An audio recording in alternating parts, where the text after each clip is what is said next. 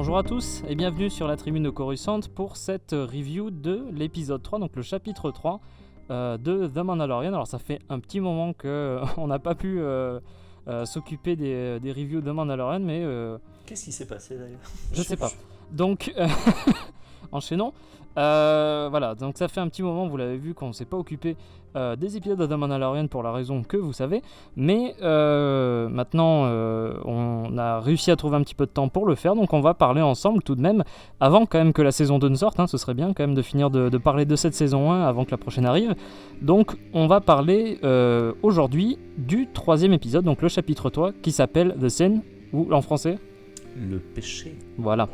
Donc ce 3e épisode a été réalisé par Deborah Chow. C'est une réalisatrice qui va s'occuper de la prochaine série donc, sur Obi-Wan Kenobi. Ouais. Et effectivement, elle aura là pour le coup le statut de showrunner de la série. Un peu comme John Favreau sur le Mandalorian. C'est ça. Donc alors, on va commencer par faire une première partie sans spoiler. On va faire un résumé rapide de l'épisode. Et dans une seconde partie avec spoiler, comme d'habitude, on va parler en détail de différentes choses qu'on a appréciées ou non dans l'épisode. Voilà, revenir un petit peu généralement sur tout ça. Donc, pour ce qui est de cet épisode-là, on reprend directement à la suite du chapitre 2. Donc, le Mandalorian vient enfin de réparer son vaisseau, puisque les Jawa lui avaient tout piqué sur le vaisseau. Il restait qu'une épave. Et ce qui se passe, c'est qu'il retourne enfin sur Nevarro, donc la planète d'origine, là où il a été engagé pour récupérer l'enfant.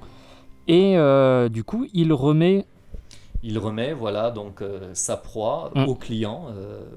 Mais du coup, il récupère, il chope sa sa récompense, qui est un camtono rempli de Beskar, donc l'acier mandalorien. Il en avait eu un petit bout, si je me souviens bien, au tout début. Au tout début, oui, pour comme sa avance. Première cible. C'est ça. Et comme avance sur l'enfant. Et là, il se chope enfin donc, tout le camtono, c'est comme ça que ça s'appelle, de Beskar, donc l'acier mandalorien. Et par contre, ce qui veut dire que maintenant, il vient de livrer l'enfant aux impériaux. Voilà. Ce qui lui pose un petit peu problème, puisque ce qu'on a pu voir dans le chapitre 2, c'est qu'il y a un lien qui commence à se créer entre les deux personnages, et ça va pas se finir comme ça pour cet épisode-là. Donc on va pas forcément en dire plus pour un passage sans spoil, voilà. Parce qu'après on commencera à révéler trop de choses sur l'épisode, sur le contexte. Mais en tout cas, il revient sur Nevarro, et il est là pour livrer l'enfant à Werner Herzog au client. Alors qu'est-ce que tu as pensé globalement de cet épisode-là ? Je l'ai trouvé bien sympathique dans le sens que vraiment il conclut l'arc entre guillemets le pilote de cette série. Moi j'ai vraiment l'impression que les 3 premiers épisodes doivent se voir en fait comme un tout, comme un pilote en 3 parties, en 3 actes de cette série, et celui-là est la conclusion. C'est en plus, on va dire, l'épisode le plus intéressant, où il se passe le plus de choses. Plus intéressant que le 2. Ouais, plus intéressant que le 2, qui était, comme on l'avait dit, assez anecdotique dans ce qu'il racontait. Là, effectivement, on a la conclusion de cet arc, et grosso modo, la fin de l'introduction de la série. Donc, tous les enjeux sont clairement posés. Et il y a aussi, et c'est ça qui est particulièrement intéressant dans cet épisode, outre les scènes de combat, notamment finales, qui sont particulièrement explosives et intéressantes. Sans rien dire de plus, mais voilà. En effet. Mais il y a pas mal d'éléments sur le contexte de la galaxie, sur le background du personnage, qui sont dévoilés dans cet épisode. Alors de façon, c'est qu'une introduction de la série, donc c'est assez sporadique. On n'a pas encore tout pour le moment, évidemment, c'est le début là. Donc. Il y a tout un tas de choses qui se mettent en place et qui sont particulièrement prometteuses pour la suite, et c'est après tout, on va dire, la promesse d'un bon pilote, c'est justement d'ouvrir suffisamment de portes pour nous donner envie de regarder la suite, ce que réussit parfaitement cet épisode. Après, c'est vrai que je te rejoins sur l'idée, vraiment que le pilote, entre guillemets, de la série, c'est vraiment cet arc de 3 épisodes là au final. C'est vraiment cette ouverture là, et on a un arc qui se clôt avec il se fait engager, il y a des péripéties au milieu, et il y a la résolution de ce contrat là dans ce 3e chapitre. C'est vrai que ça fait vraiment un arc de 3 épisodes d'introduction à la série pour poser les bases, comme tu dis, Et voilà, donc c'est vraiment, on peut pas vraiment résumer le chapitre 1 comme un pilote. Et même, je pense que ça, on en reparlera quand on abordera les autres épisodes ensuite. Mais vraiment, même déjà que toute cette saison 1 fait office d'introduction, on va dire. Là, on est vraiment à la fin de l'introduction de l'introduction. C'est un peu bizarre à dire comme ça. Mais voilà, parce que bon, évidemment, nous, on est en train de faire les reviews maintenant. Donc la saison 1, on l'a vu en entier, et vous aussi, mais bon, c'est pas grave. C'est tout ce qui compte, c'est d'en parler. Oui, bah après, je suis quand même assez d'accord avec ce que tu as dit sur l'épisode. J'ai pas forcément grand chose de plus à ajouter là-dessus. Est-ce que t'as bien aimé du coup cette. Ah oui, ouais. non, vraiment. Bah, des trois premiers épisodes, c'est peut-être le plus. Celui que tu préfères ? Oui, c'est celui que je préfère jusqu'à présent. D'accord. C'est le plus sympa des trois. Bah, c'est vrai qu'après, vu qu'on est. Là, je fais vraiment. Dans l'optique de considérer un petit peu les trois comme faisant partie d'un même tout. On a vraiment un petit peu le début qui place bien les bases. Ouais. Le 2, je trouve, qui sans être forcément du remplissage à fond non plus, fait un peu... c'est ce que je disais dans la review du chapitre 2, que ça faisait un petit peu en plus, quoi, genre un truc qui se passe au milieu. Et puis vraiment, celui-là, même raccorde bien avec le tout premier chapitre, en fait, celui-là. Clairement, tu te dis que si on avait monté les 3 épisodes pour en faire en quelque sorte un petit film pour l'introduction, clairement c'est dans le 2e épisode qu'on aurait fait des coupes parce que entre guillemets les parties avec les Jawas sont bien sympathiques, sont rigolotes, mais finalement ne font pas avancer l'intrigue. Ce qui est important finalement dans l'épisode 2, ça va être un peu la conclusion et le changement, on va dire, de pour la relation entre le Mandalorien et l'enfant, c'est ça ? Ouais, voilà, le fait que l'enfant, entre guillemets, sauve la vie du Mandalorien dans son combat contre le Mudgorn, qui change la dynamique entre les deux.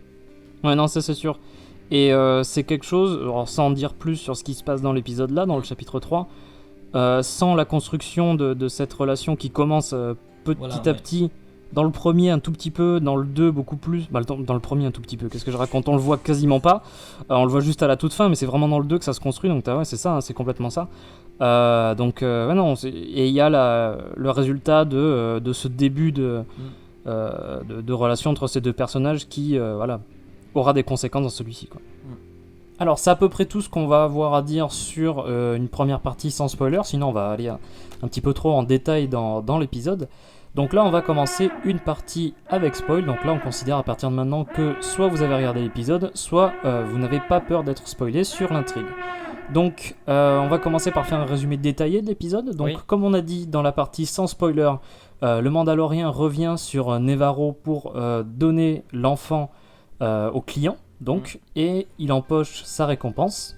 Donc, le camtono rempli de sorte de lingot de Beskar, ouais, c'est ça.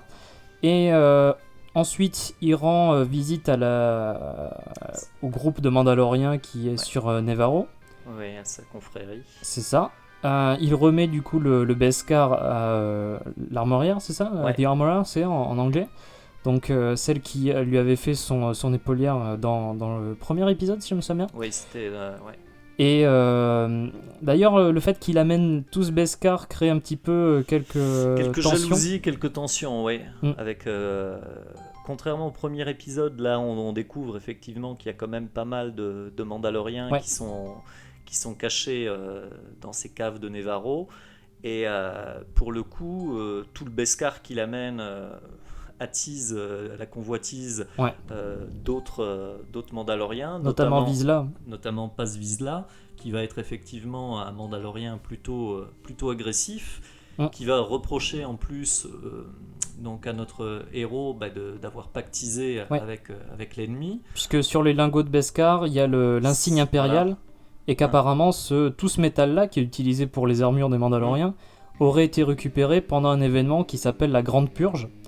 Alors qu'il y a un événement dont on n'a pas entendu parler autrement que dans Mandalorian. On ne sait pas ce que c'est exactement cet événement-là, mais on peut supposer que suite au soulèvement sur Mandalore qu'on voit dans Star Wars Rebels, qui a eu une répression forte de la part de l'Empire, on en reparlera un petit peu plus tard d'ailleurs hein, sur les derniers chapitres de la saison, mais on peut supposer du coup qu'il y a il y a eu une répression brutale, on va dire, des Mandaloriens. Tout le Beskar a été saisi, sûrement pour les empêcher de faire à nouveau des armures de Mandaloriens, etc. C'est pour ça qu'on dit d'ailleurs dans tout l'épisode que le Beskar est très dur à obtenir et que c'est pour ça que c'est très cher. C'est une denrée assez rare. Et comment dire, Justement, c'est ça finalement l'intérêt entre guillemets de ce passage, hein. C'est toujours de combler aussi les trous avec avec un peu d'éléments du lore. ouais, avec un peu de background. Et donc là, on apprend effectivement que les Mandaloriens se sont fait exterminer par l'Empire. Donc au détour de cette scène qui est assez anecdotique, hein, qui se conclut rapidement par une petite bataille entre les deux persos, avec une querelle d'ego, auquel met fin l'armurière, en rappelant que ce qui est important, c'est que le Beskar est revenu en Mandalorien. C'est ça. Et que voilà, donc... Après, un truc qui est intéressant aussi, qui a été dit par le client, c'est juste avant, dans la scène juste avant, c'est le fait que il dit le Beskar c'est très difficile à obtenir. Vous pourriez peut-être en faire quelque chose, mais c'est encore plus difficile de tomber sur des Mandaloriens. Aujourd'hui, il dit ça. Donc pour l'Empire, les Mandaloriens ont disparu en fait. Il y en a plus que quelques-uns qui existent. Le Mandalorien qu'on voit dans la série. Et il dit d'ailleurs, c'est Vizsla, donc qui est doublé d'ailleurs par Jon Favreau. Voilà, juste en passant, qui avait déjà doublé un Vizsla pour The Clone Wars. Pas le même personnage évidemment, par contre. Il lui dit que y a un seul Mandalorien à la fois qui est autorisé à sortir. C'est ce qu'il dit justement juste avant qu'il se querelle un petit peu. Donc on voit vraiment que la tribu de Mandaloriens, elle est vraiment recluse, elle est vraiment, ils sont vraiment tout seuls en fait, et ils existent en secret, personne ne sait qu'ils sont là. L'Empire suppose qu'ils ont disparu. Enfin voilà, ils sont vraiment dans c'est pas mal d'en apprendre un peu plus là-dessus, puisque pour vraiment, on avait l'impression vraiment que c'était un repère caché, que personne savait qu'ils étaient là, mais là on en a vraiment la preuve, on va dire, puisque les personnages en parlent. Oui, et justement, si je me trompe pas, est-ce que c'est bien lui qui dit que, qu'avant leur force c'était leur nombre, c'est ça. Et que maintenant ils sont contraints à la clandestinité pour survivre et pour continuer. Alors là justement, c'est entre guillemets aussi, comment dire, ça fera écho à ce qu'on voit à la fin de l'épisode, avec entre guillemets leur baroud d'honneur et justement on retrouve les Mandaloriens flamboyants d'antan, quoi. C'est ça. Alors du coup, il a ramené le Beskar pour que l'armurière lui fasse une armure quasi complète. Hein. Il me semble qu'il y a une ou deux pièces qui manquent, bref. Elle arrive à lui faire une armure quasi complète en Beskar, donc ça y est, il est tout rutilant, voilà, magnifique. Ça fait une nouvelle Black Series à acheter. Voilà. Ensuite, il va voir donc Greef Karga. À ce moment-là, justement, c'est aussi là anecdotique, mais c'est à ce moment-là qu'elle lui propose entre guillemets d'arborer le blason du Mudcorn. Et donc le fameux Sejo, voilà, l'emblème. L'emblème, et effectivement, c'est au détour d'une petite réplique, c'est là qu'on voit le lien qui s'est fait avec l'enfant qui, entre guillemets, parce qu'il va refuser ce symbole parce que l'enfant lui a sauvé la vie et que c'est pas lui c'est pas lui seul qui a battu cette créature. Et il y a justement, il l'appelle l'enfant l'ennemi, et elle réagit à l'armurière sur ça en lui disant mais pourquoi un ennemi t'aurait aidé, et cette réplique est assez sympa, mais il savait pas qu'il était mon ennemi, parce qu'effectivement l'enfant est quelqu'un d'assez naïf. Ça reste un enfant qui est pas capable de se rendre compte de ce genre de choses. Après, par contre, un truc que j'ai pas abordé, pendant qu'elle est en train de faire l'armure, les flashbacks, c'est ça. On voit un peu plus en détail les premiers flashbacks. On en a vu quelques-uns dans le premier épisode, pas dans le second, sur le même genre de scène en plus. On a vu quelques petits flashbacks dans le premier épisode. Là, par contre, dans cet épisode 3, on a les mêmes flashbacks, mais une version longue, on va dire. Et on se rend compte que on voit en fait l'enfance du Mandalorien, et que son village et ses parents se font attaquer. Donc c'est pendant la guerre des clones, ils se font attaquer par des droïdes séparatistes. On voit une canonnière droïde qui passe au-dessus du village où ils sont, et ils se font menacer par des droïdes B2, donc de l'alliance séparatiste. Et là c'est assez sympa, c'est quelque chose qu'on avait dit avant de commencer à filmer la vidéo. C'est ce que tu avais dit, donc il y avait pas mal de liens à tout Star Wars en général dans cet épisode là. Mais sans oublier donc tout ce qui est la prélogie, puisque là on vous rappelle que avant l'Empire il y avait les séparatistes, et que quand lui était enfant, il y avait la guerre des clones. Ouais. Donc là c'est un petit rappel à l'époque de Clone Wars et de la prélogie, dans cet épisode-là, par le biais de ces flashbacks.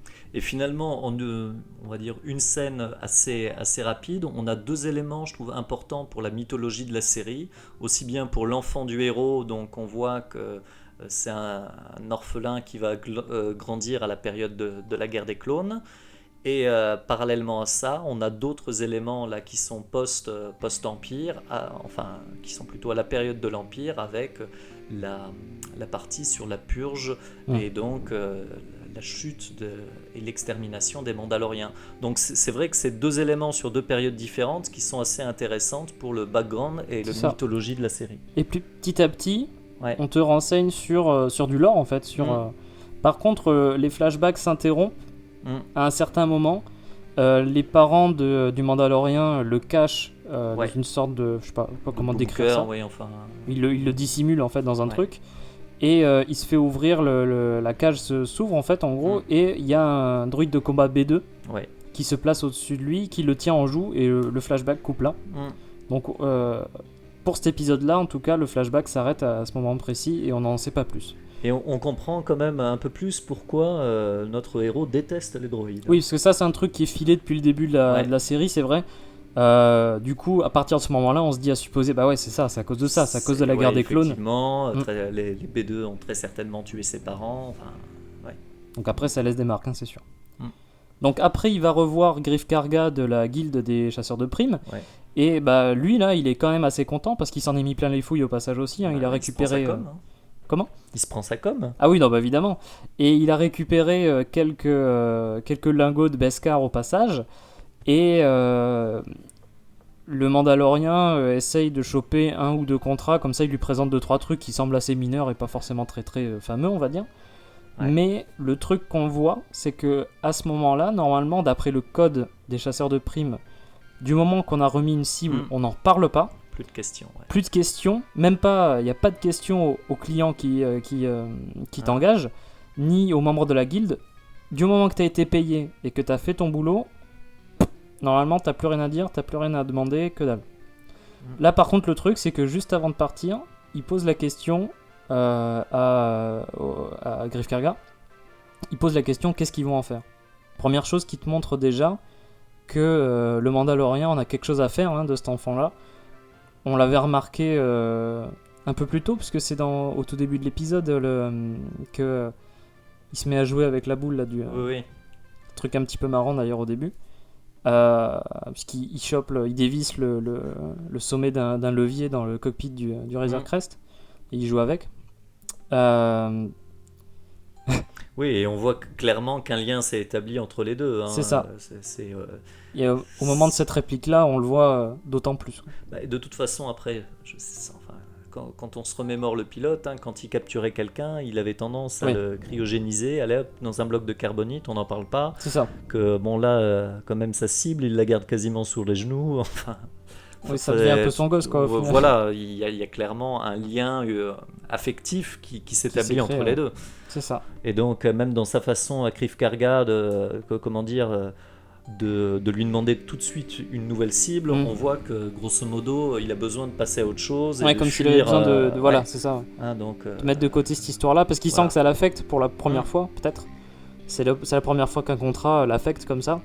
Et il veut passer direct à un autre contrat pour oublier ça, mais sauf que il peut pas, quoi. Et c'est aussi très certainement le sens finalement de ces flashbacks, c'est de montrer que voilà, lui il a perdu ses parents très jeunes, c'est un gamin, un orphelin, donc se retrouver comme ça face à entre guillemets un enfant qui tout seul, de facto est aussi très certainement un orphelin.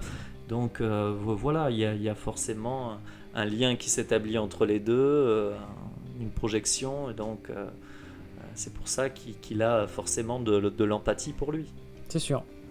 Du coup, suite à cet entretien, il s'en va, et apparemment pour remplir ce prochain contrat. Mais quand il est à bord de son vaisseau, dans son cockpit, il se rend compte que sur le levier, justement, il manque la petite boule que l'enfant avait retirée. Et c'est là qu'il se rend compte, non mais en fait non, je peux pas partir, je peux pas faire autre chose, il faut que j'aille le sauver parce que là ça va pas, il sait même pas ce qu'ils vont en faire quoi. Il y a un scientifique avec, peut-être qu'ils vont faire des expériences sur lui, peut-être qu'ils vont le tuer, enfin on sait pas quoi. Vraiment là il est dans un état où bon bah non, il faut que je fasse un truc parce que là je peux pas. Je peux pas le laisser comme ça. Et comme tu dis, il y a un transfert de lui sur l'enfant. Il se voit sûrement, vu que voilà, avec sa position d'orphelin, enfant tout seul, il se voit pas justement laisser cet enfant-là aux impériaux. Et ce qui se passe, c'est qu'il va, Il part pas. il part pas et il va donc sur le complexe des impériaux. Ouais. Et il a comme mission du coup de le récupérer. Il intercepte grâce à son arme, il arrive à avoir une conversation rapide Entre le client et Pershing, je crois, et le docteur Pershing, ouais, c'est ça, le scientifique. Et on a l'impression que, si je me souviens bien, suite à cette conversation, c'est pas forcément le client qui est en charge de cette histoire-là. Ouais. Ça, c'est quelque chose qu'on C'est voit un plus tard. intermédiaire, ouais, Voilà, finalement. ça laisse supposer en tout cas à ce moment-là que le client n'est qu'un intermédiaire dans cette histoire-là. Ça, on verra sur la suite des chapitres. Et il arrive du coup à infiltrer le complexe impérial. Il arrive à récupérer l'enfant. Il arrive à se débarrasser des Stormtroopers de façon assez facile, on va dire. Il utilise d'ailleurs les oiseaux siffleurs, c'est ça ? Ouais. Une arme que lui a fait l'armurière avec les restes de Beskar qu'il y avait. Une sorte de petit truc en fait qui part dans tous les sens et qui tue tout le monde en un seul coup. C'est quand même assez... Ah ben, la scène est très efficace, parce que si, entre guillemets, on va dire dans le plan d'avant, on montrait un Mandalorien plein d'empathie, plein de compassion et d'affection il pour en a pas l'enfant. pour les Storms. Là, pour les Storms, il en a pas. Et justement, on voit, entre guillemets, un Mandalorien avec son équipement qui passe à l'attaque. Et là, comme rarement, c'est assez brutal. Ça fait même une ambiance limite de film d'horreur avec ces pauvres Stormtroopers qui évoluent dans le complexe plongé dans le noir avec leur... Il y en a un qui se fait flamber quand même. Oui, il y en a un qui se fait flamber. Après, ils se prennent tous avec les oiseaux siffleurs. Enfin, il y va franco. Effectivement, c'est pas un enfant de cœur. Et c'est propre et net. Pour le coup, il est efficace. Et là, il n'y a pas de pitié. C'est ça. Et du coup, le truc, c'est qu'il arrive à s'exfiltrer du complexe. Mais par contre, le truc, c'est que, vu que l'enfant a été retiré, on s'est rendu compte dans l'épisode d'avant, c'est à ça qui sert aussi, qu'il y avait plein de chasseurs de primes qui étaient eux aussi à la recherche de l'enfant. Et dès que l'enfant quitte le complexe, on voit que tous les sortes de petites boussoles détecteurs, les petits trackers, c'est ça, tous s'activent. Et d'ailleurs, c'est un truc que disait Griff Karga plus tôt dans l'épisode, c'est que tout le monde en avait. Tous les chasseurs du prime du coin, en fait, en gros, étaient sur ce contrat-là, quoi. Alors ça, c'est une scène très simple, mais terriblement efficace. Quand, dans la sorte de cantina, là, on voit effectivement tous les petits détecteurs qui s'allument. Là, on se dit qu'il se prépare un final explosif. Donc, t'as le Mandalorien qui essaye de se barrer avec l'enfant. T'as tous les chasseurs de primes qui sont à ses trousses. Là, il y a un gros souci. Il va pas réussir à sortir de Nevarro tout seul. Il se confronte à Griff Karga, qui est là avec tous les chasseurs de primes. Et qu'est-ce qui se passe ? Là, grosso modo, grosse bataille qui commence. Et Deus Ex Machina, donc c'est les Mandaloriens qui sortent tous au grand jour et donc là qui passent à l'attaque. D'ailleurs, on se dit que trahissant leur présence sur Nevarro, ils font ça en se disant qu'ils vont être obligés c'est un énorme risque. De fuir et de disparaître. C'est ça. Mais là, on a entre guillemets une scène où les Mandaloriens sont de nouveau flamboyants, de nouveau au sommet de leur gloire passée, et ils passent à l'attaque. Et effectivement, c'est vraiment une scène... c'est super, parce que, j'allais dire, des scènes comme ça, on en avait eu pour l'instant que dans The Clone Wars ou dans Rebels, donc c'est la première scène live... Un peu impactante de combat. Où on a autant de Mandaloriens qui passent à l'attaque, avec Paz Vizsla, donc ce heavy gunner mandalorien, donc avec son arme lourde qui passe à l'attaque. Ça déboîte pas mal. Ah ouais, là, c'est vraiment visuellement, c'est impressionnant à voir. Ça fait une très très jolie scène. Et du coup, ils sortent de l'anonymat, de leur cachette, ils se révèlent au grand jour. Comme tu disais, c'est un énorme risque pour eux puisqu'ils sont traqués quand même par l'Empire. Et tout ça pour venir en aide à l'un des leurs. C'est Ouais. ça, this is the way, quoi. Ouais, c'est... Telle est la voie. bah, On va pas laisser un Mandalorien tout seul se faire tuer. C'est ça, on voit le code d'honneur de Mandalorien dans cette sublime charge héroïque. C'est ça. Qui est quand même mieux le code d'honneur Mandalorien que le code des chasseurs de primes. Ah oui, parce que les chasseurs de primes... Ça pardonne pas, non. oui. Pas de sentiment, que dalle, juste le boulot. Juste le boulot. Et là, les Mandaloriens, Rien ils de sont cachés personnel. depuis. Ils doivent être cachés depuis des années en plus Ouais. là-dedans. Ouais. Et ils sortent comme ça d'un seul coup pour l'aider lui, quoi. C'est quand même assez fort comme moment, quoi. Surtout qu'en plus, on ressent vraiment, comme on disait, avec l'échange avec Vizsla, on se rend compte qu'ils le vivent pas forcément bien d'être reclus, de devoir se cacher, etc. Bah oui. Donc là, ça y est, ça explose, quoi. Bah, clairement, hein, les Mandaloriens sont pas faits pour vivre dans la clandestinité. Et Non. là, voilà, ils ont finalement leur heure de gloire. Et donc, c'est le Mandalore du passé là, qui ressurgit brièvement pour cette charge héroïque. C'est ça. Et du coup, grâce à l'intervention des Mandaloriens à ce moment-là, il parvient à quitter l'espèce de petit village en fait qu'il y a, là où il y a le client et la guilde. Il rejoint son vaisseau, mais sauf que dans son vaisseau se trouve Greef Karga, Ouais, qui lui tendait un dernier piège, on va dire, avant Voilà. de partir. Il finit par le descendre. Mm. Il s'en va à bord de son vaisseau, mais on se rend compte que l'impact de blaster qu'a pris Greef Karga a été arrêté par l'un des lingots de Beskar qu'il avait dans sa tenue. Donc lui, pour l'instant, il échappe au sort funeste qu'il a failli avoir. Et petite chose finale avant de partir, on voit Vizsla passer en jetpack à côté, une scène assez marrante sur la fin. le petit salut. Tu disais que ça te faisait penser à quoi ça? Ah, Buzz l'éclair. Ah oui, J'ai c'est ça. l'impression de voir Buzz vers l'infini au-delà, là, qui C'est ça. avec son Avec jetpack, qui passe à côté, le petit salut. Et la petite réplique qui est marrante aussi de la part du Mandalorien, faut que je m'en prenne un de faut que j'en ai un de ce truc là, quoi. Et oui. Il y aura un petit payoff plus tard d'ailleurs. Ouais.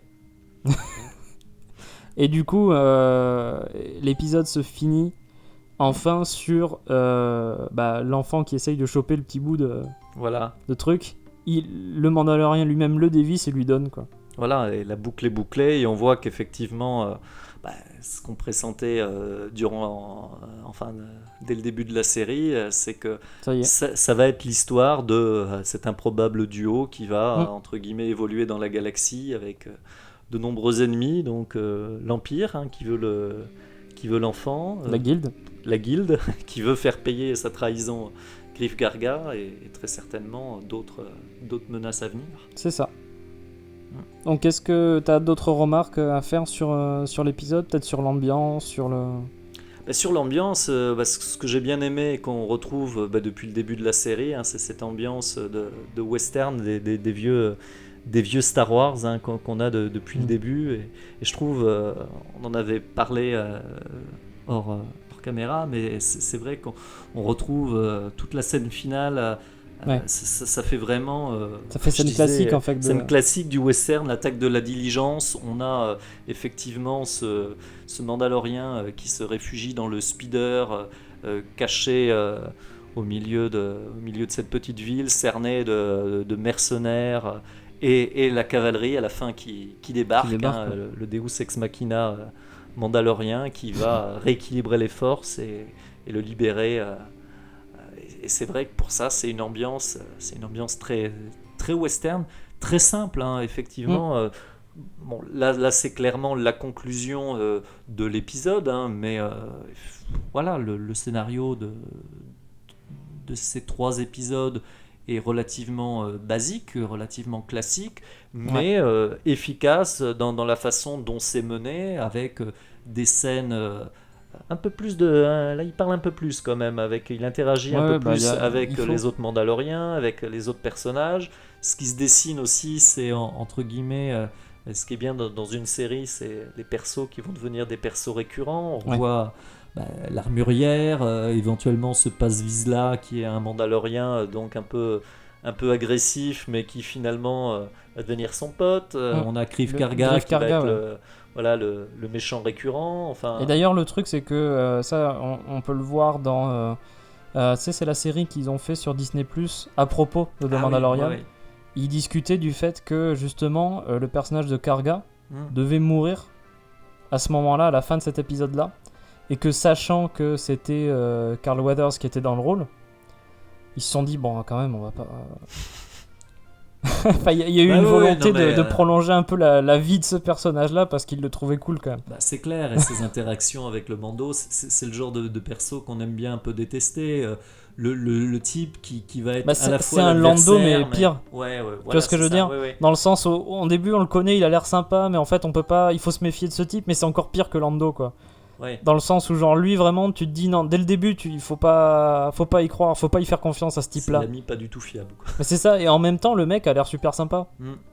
Il est toujours accueillant machin, mais en fait c'est un pourri quoi. Enfin il fait tout pour exacerber les tensions. Les tensions des autres hein, parce que oui. regardez toi t'es le gars le plus détesté de la galaxie, sympa. Regardez-le, vous êtes tous nuls, il a réussi lui. Ouais. C'est sûr que là il met de l'huile sur le feu à ce moment là. Tu m'étonnes que tous les chasseurs de primes arrivent à la fin pour essayer de se rechoper le gosse à la toute fin quoi. Non mais effectivement, ça c'est un des aspects très sympas de l'épisode. Bon, ça on en a déjà parlé, c'est aussi tout l'aspect mythologique qui commence à se développer. Et au niveau du lore, c'est ça tu veux dire? Ouais. Au niveau construction construction de l'univers de la série. Après il y a aussi ce qu'on retrouve dès le premier épisode, c'est j'allais dire tous ces easter eggs. À la prélogie par exemple. À la prélogie, à la trilogie classique. On a enfin un truc qui était marrant, c'est le fameux Camtono. Oui.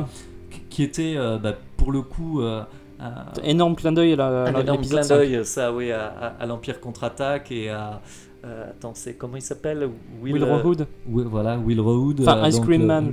Ice Cream Man, qui était un technicien qui avait été filmé sur Bespin avec une espèce de glacière, enfin ce qui est passé pour une glacière dans la légende. C'est ça, parce que le nom Ice Cream Man, bon, il y en a qui le savent, je suis sûr. En fait, en gros, juste c'était un figurant, un type qui passait avec une espèce de machin sous le bras, comme ça. Et vu que ça ressemblait vaguement à une machine à faire de la crème glacée, quoi. Il y a eu le surnom Ice Cream Man, je crois que c'est ça, il a été surnommé comme ça. Ils en ont fait des figurines de ce type-là, non ? Ils en ont fait une figurine en 3/4 que j'ai, effectivement, voilà. Vu que j'ai à peu près tout en 10 cm, mais elle est assez marrante, et donc tu reconnais que cet accessoire qui était vendu donc avec la figurine. Donc en fait c'est une valise en fait. C'est juste une valise, et maintenant ça donne une toute autre interprétation, parce que pendant la panique sur Bespin, quand l'Empire s'empare de la cité, lui, visiblement, se barrait avec la caisse. Ou non, c'est peut-être des affaires personnelles. Il y a peut-être des affaires personnelles, mais c'est peut-être les badlands de Lando. C'était peut-être de la crème glacée, ceci. Si ça fait glacière. Non, mais voilà, ça c'est typiquement le genre de détail, là en plus, qui s'adresse vraiment aux gros fans. Faut s'y connaître un peu. Et après, donc on retrouve plein d'autres choses, des aliens qu'on trouve sur Canto Bight dans l'épisode 8. Dans l'épisode 8, un Zabrak, des Rodiens, des Twi'lek. Il y a un des chasseurs de primes, enfin deux des chasseurs de primes, un Rodien, un Zabrak à la fin. Tout à fait. Donc après tout. Des espèces qui repassent de temps en temps. C'est pour ça. Voilà, ça fait partie de la mythologie Star Wars et du charme. Et après tout. Ils ont des costumes dans les archives de Lucasfilm, autant les utiliser, surtout que c'est plutôt... Ou des moules de masques, etc. Voilà. C'est plutôt sympa, plutôt bien fait, sans trop être appuyé, histoire on a un Zabrak. Ça, regardez bien, c'est comme Maul, regardez-le. Donc, et c'est plutôt fun, et ça fait un épisode visuellement hyper riche, et qui, enfin, c'est ce qu'on avait dit déjà des 2 premiers épisodes, c'est que clairement avec cette série on se fout pas de notre gueule, on nous offre du Star Wars pour la télévision. Les Star Wars. Parce qu'en fait on n'oublie aucun aspect de cette histoire là, comme on disait vraiment au tout début, on revient aux fondamentaux en termes d'histoire, et sans cesse on a des rappels d'un peu tout Star Wars, comme tu disais, un alien de l'épisode 8. On a le Quad-Jumper de l'épisode 7 en arrière-plan à un moment. Oui, le Quad-Jumper qu'on voit sur Jakku dans l'épisode 7, il y en a un sur Nevarro. Voilà, c'est vraiment des petits trucs de la prélogie, de la trilogie originale et même de la nouvelle trilogie. Donc on rassemble un petit peu tout, on fait un petit melting pot de tout ça, et on utilise ça à bon escient. Voilà, et les fans qui ont l'œil vont pouvoir reconnaître tel ou tel truc en se disant mais ça vient de l'épisode 8, ça vient de machin. Et c'est quand même, ça fait un tout cohérent et on se dit que aucune période n'est oubliée. Ouais. Et justement, ce qui est pas mal aussi, c'est que tout ça est visuellement très réussi, hein. Je trouve que le spectateur en a pour son argent, enfin, Pour son abonnement Disney+. pour son abonnement Disney+, parce que ça fait un produit de belle facture. Et ouais, moi je trouve qu'on retrouve quasiment une qualité, film, ouais, en format série télé, effectivement. À aucun moment la série n'a. Ça fait pas cheap. Ouais, voilà, ça fait pas cheap, n'a à rougir d'un quelconque manque de budget, comme ça peut être le cas. Il y a des séries que j'adorais, style Stargate SG1, hein, qui maintenant ont quelques années, hein, bon, les effets. Après, au niveau aussi. C'était pas les mêmes, mais. Du moment où c'est sorti, c'était quand même un certain standard aussi différent. Oui. Mais clairement, enfin voilà, souvent ce genre de série manque un peu de budget pour les décors, pour le nombre de figurants. Que là, on a une Nevarro foisonnante, on a de belles images, de beaux costumes. Une belle photographie quand même. Une belle photographie, très travaillée, hein, vraiment avec des plans réussis et iconiques. Vraiment, voilà, c'est un beau produit fini, quoi. Puis même en termes de réalisation, c'est quand même assez bien foutu. Et du coup, ça donne quand même pas mal envie de voir si c'est du même acabit, on va dire, la série Kenobi. La mini-série. La mini-série, qui risque d'avoir peu d'épisodes, mais qui peut être tout de même intéressante à voir. Après, ça serait une bonne chose, à la limite, qui se limite au format de mini-série, parce que... c'est la réflexion que je me disais, par exemple, sur... là, on diverge un petit peu, puisqu'on parle de la réalisatrice et de ses futurs projets. Mais c'est vrai que la série Kenobi, je la vois mal comme une série avec 3 à 4 saisons. Enfin, au bout d'un moment, on va arriver à un certain... on peut plus trop raconter d'histoire sur Obi-Wan à cette période-là. Surtout qu'il est censé être en ermite et pas faire grand-chose. C'est ça. Donc on va avoir une histoire sur quelques épisodes et puis c'est tout. Voilà.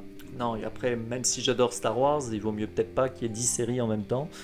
Sinon, tout à fait. Ou en tout cas, pas 10 séries qui traitent de la même période ou des mêmes choses. Parce qu'après, par exemple, là, on va avoir Cassian Andor prochainement.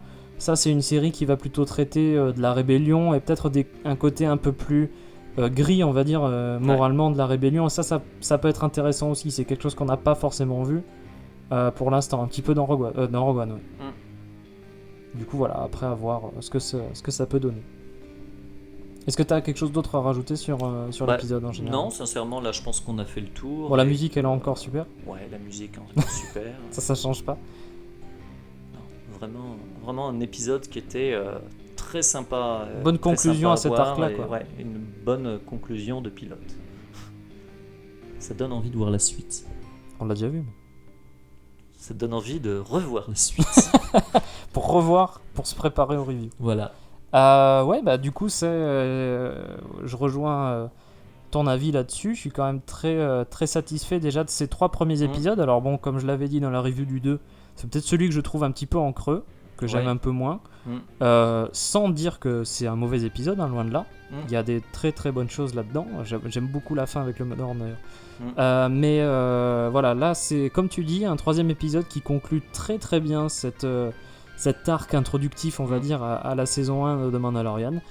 Et réussite visuelle, l'histoire est vraiment très très sympa à suivre.